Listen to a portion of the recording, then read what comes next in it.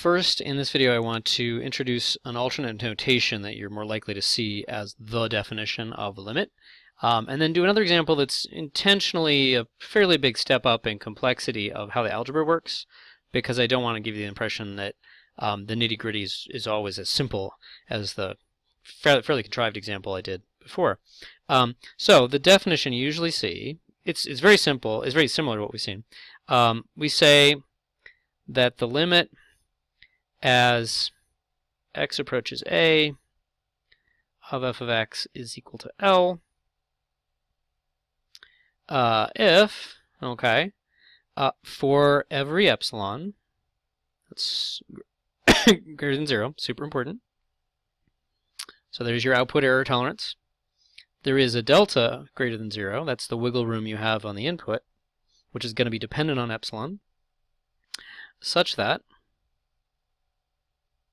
one more quantifier, for every x with, and this is the change, just using absolute value inequalities to tighten up things a little bit tighter. So I was saying that x is between a plus delta and a minus delta. Well, that means the distance between x and a is less than delta. It's just a couple fewer symbols. Oh, and it actually gives us a nice way to indicate, you know what, the one x we're not really supposed to care about, because usually it'll just confuse us, and often f of x isn't even defined there, is where x minus a is equal to 0. In other words, the absolute value is equal to 0. So the distance between x and a is bigger than 0, so they're different numbers, but is still small. Okay, such that for every x in this bound, we have, and then again, I'm going to put it right under here to emphasize the parallelism. The difference between the output value and the limit that we're claiming is less than epsilon. And there's no need to bound it away from 0 there. If it's totally okay if the function value happens to equal the limit exactly. It could be a constant function, in which case it's got a really easy limit. Or it could sometimes have that value exactly and sometimes not. The main thing is that it's small. Okay, so this 0 less than is the whole take out the dot at a and don't worry about it. Then the rest of it is simply just translating between statements that were expressed as multiple inequalities into an absolute value inequality. Okay. And once you get used to absolute value inequalities, this is a little tighter. Honestly, that's one of the confusing things when you have actually tried to do this for the first time. But I'll show you an example. So let's look at a slope of a tangent line again. I'm going to go through it kind of quickly because there'll be other opportunities to focus on the whole slope of tangent line derivative kind of thing. Let's look at, I'm going to use y and t again. Y of t equals, let's say, t cubed at, let's say t equals, not to be too complicated, well, actually, no, I'm going to make it a little more complicated. Let's say t equals a. I'm going to let that be arbitrary. It's not that powerful if you only know how to take the tangent line at one particular number, or calculate the velocity of some object at one particular time. You really want to graduate up to where that's a letter. And so this will make it, another thing will make it more complicated. But I do want to show you a little bit of a taste of how it gets complicated. Okay, so the slope of that tangent line, or the velocity, or the particle, or whatever, it's the change in y over the change in t. Okay, that was t cubed, and it was supposed to be at a. Okay, now I'm just going to call this h to give it a single letter name. So I'm going to take a plus h cubed. I'm going to draw the picture in a second here. Okay, so we've got the first picture is the actual position as a function of time. It's like this cubic function. Here's a, and that's going to be arbitrary at this point, and everything's going to depend on a bit. Okay. And I want to get the slope of the tangent line there. And so really what I'm going to do is I'm going to walk an actual distance over. I can't just walk 0 over. We've talked about that. So that's going to be evaluate at a plus h. That's that height. Evaluate at a. Take that rise, which is delta y, over delta t, or the one-letter version of that is h. Because this distance here is h. There's delta y. So you're taking the slope of a secant line again. Okay, so difference in y values over difference in t values. Okay, so we want to end, the actual slope of the tangent line, instead of like the slope of the secant line, that's going to be the limit as h goes to 0.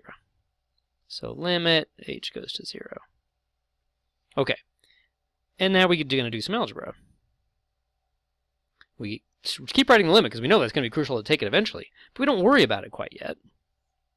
Okay, now this, if you do this out with like a binomial expansion, or just FOIL it out twice if you're not super confident with binomials.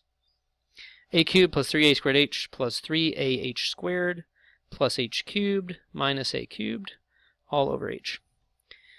Okay, and I start to glaze over a little bit here, and because this is getting a little bit more intricate, and honestly there's some really great general principles and theorems that would mean that we never have to actually do this grungy calculation as a one-off thing. But I want to show you, if you did do it as a one-off, just the pros and cons of that. Okay, but there's still some really nice things. The a cubes cancel. And that has to happen because you have to have something that is going to 0. So the top, the difference in y should go to 0 as h goes to 0, because when that triangle gets really, really small, not only does the base get small, but the height gets small, so that it actually has a meaningful slope. And as you can see, when h is getting small, these are all going to get small. Okay, and in fact, there's a common factor of h. Let's factor it out carefully so we don't get tempted into some sort of partial cancellation. Okay, so now that's a factor, an overall factor of h. You can cancel that kind of thing top and bottom. Okay, it's not so intimidating anymore. There's no fractions, not as many terms. And really important is that for the purposes of this limit, a is really a constant. You can really just think of it as a number. It just happens to be whatever number somebody wants to put in here. The only thing that's really a variable here is the h. Okay, and so now here's where we're going to go and split into kind of two lines of reasoning. One is, intuitively, hey, let's just see what happens when h gets really small. There's nothing weird about this function when h gets really small. When h gets really small, h squared is going to be super small. And when h goes to 0, looks like that's going to go to 0. I'm going to put a question mark because I want to really prove that carefully. 3ah, well, remember, 3a, that's just some number. Like, imagine a is 2 for a second or something like that. This would be like 6 times h. When h gets really small, this gets really small, so it looks like that's going to 0. This doesn't depend on h at all, and so it certainly looks like you're going to get 3a squared. Okay, so there's this two-part process. Even if you're trying to prove things carefully and doing the epsilons and deltas and everything, usually at some point you need to do a little more fast and loose reasoning about big and small and what is this trending towards, so that you actually have some idea of what to claim as a limit. And then, once you have an idea of what the claim is, then you can put that in and do the careful algebra with epsilons and deltas. Okay, so another way to say this, again, is that we've really discovered that to analyze that cubic function that I just erased, you actually end up analyzing this quadratic function at h equals 0 and showing it has a certain limit. Okay, so we could have some sort of picture of that quadratic. It might look like this or something like this. As a function of h, this is that function. And once again, I should have emphasized this already, at this point, there's no way you can plug in h equals 0, literally. You can't take the velocity by just letting time elapse 0 and take 0 over 0. But it was a cool thing that the algebra gave us a way around that says if h happens to not be 0, if it's any other number, we get a simple formula. And guess what? It's okay, because the one place we don't need to evaluate this function is right at h equals 0. We're doing an end run around that by taking limits. Okay, so now I want to prove this statement. I want to prove that the limit of this quadratic function of h, with a being some constant, hopefully any constant, it'll work, is just the leading term, the constant term, and the rest of it dies. Okay. Really nice fact about polynomials is that if you set one variable really, really close to 0, those terms are going to die. So as I said, there's general results that are behind this. Okay, so what if you wanted to do that? Okay, so my L is this 3a squared, okay, and then I'm going to start out with some epsilon greater than 0, and the tricky bit of these kinds of proofs, if your teacher makes you do them, is how to choose the epsilon, to choose the delta based on the epsilon. we know that the smaller epsilon gets, the smaller delta is going to have to get. In the previous example, it was super simple. They happen to be equal. Not really typical. And that's one reason I wanted to do this more complicated example. Okay, but so here's the thing. There's two places where if h wiggles between minus delta and delta, now we're going around 0 here, right? So that's a little bit of simplification. If h wiggles between minus delta and delta, this guy could cause trouble.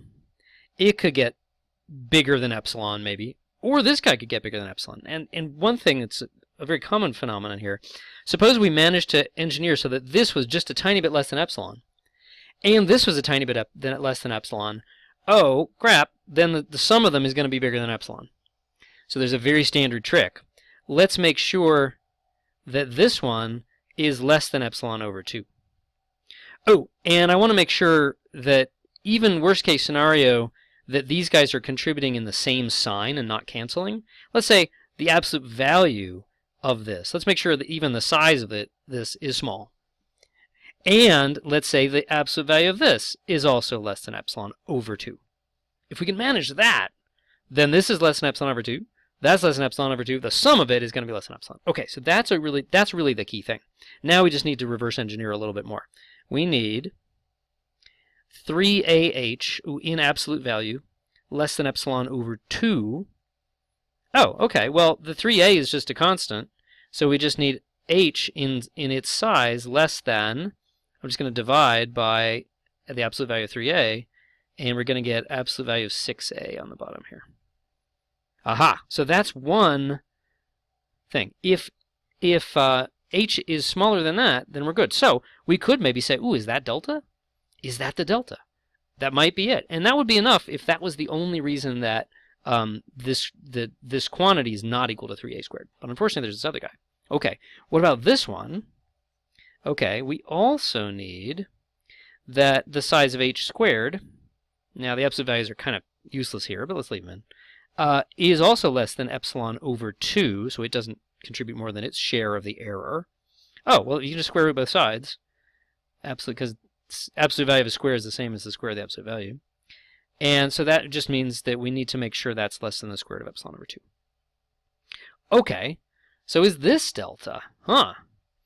And here's another trick, or another very, very common thing about absolute values and deltas and epsilons, is delta is something we get to choose, as long as it's greater than 0. And as long as I can precisely define it in terms of epsilon, I can be as creative and complicated as I need to be about that. So I need that delta be this or smaller, so that when the absolute value of h is less than delta, then all these things will be true. I also need that delta should be this or smaller.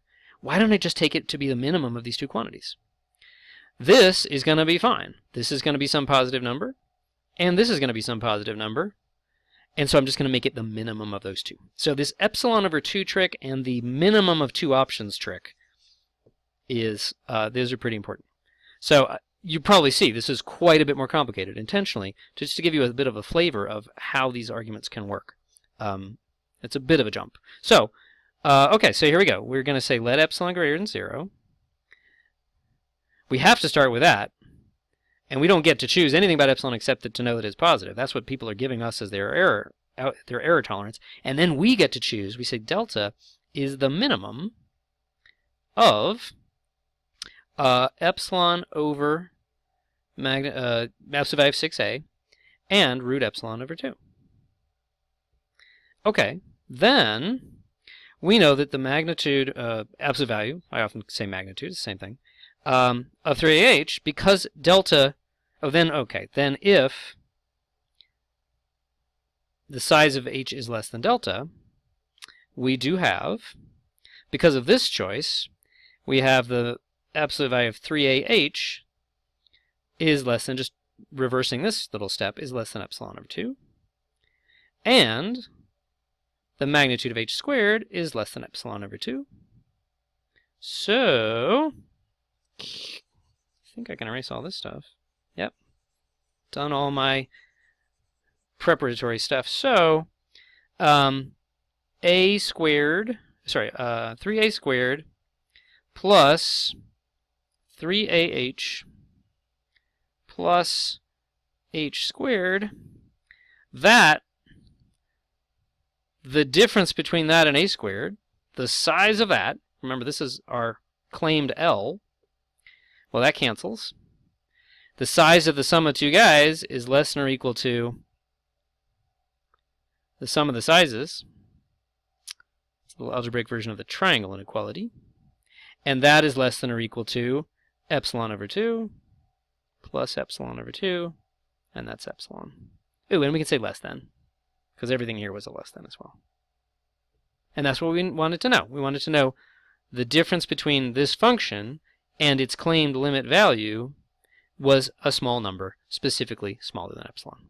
So the limit as h goes to 0 of this function